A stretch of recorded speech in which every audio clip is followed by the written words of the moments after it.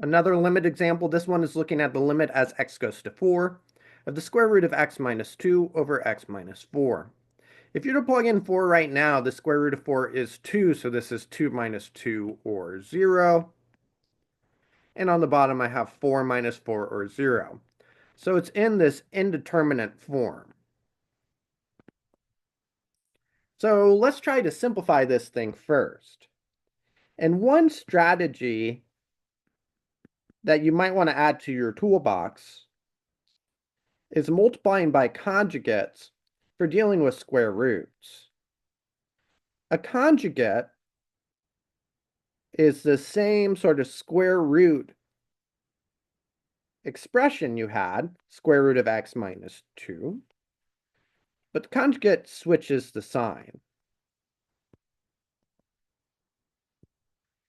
So instead of having a minus here, we're going to have a plus. This becomes a difference of squares, and when I multiply it out,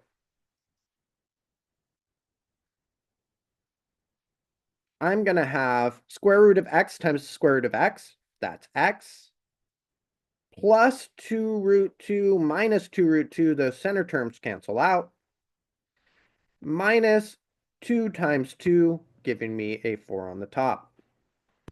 On the bottom, I still have the x minus 4, and I recommend not simplifying the denominator, because we might be able to cancel things out in this next step. In particular, I'm noticing that there's an x minus 4 on the top and the bottom.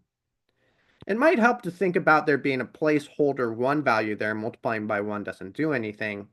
So that way, when I cancel out this x minus 4 here, I can see what's left over. I've got that placeholder 1.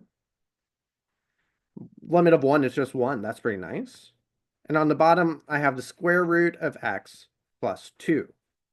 So it's a nicer looking function, but let's see how this plays with our value of 4. I'm going to try direct substitution here. So I'm going to plug in the 4 for the x.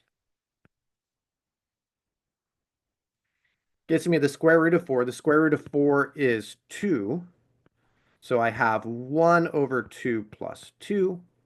This gives me a limit of 1 over 4.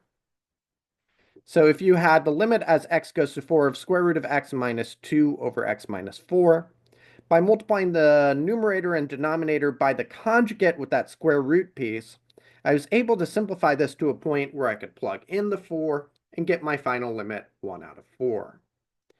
This is a great trick if we have square roots. Let's take a look at a trick for dealing with rational functions as well.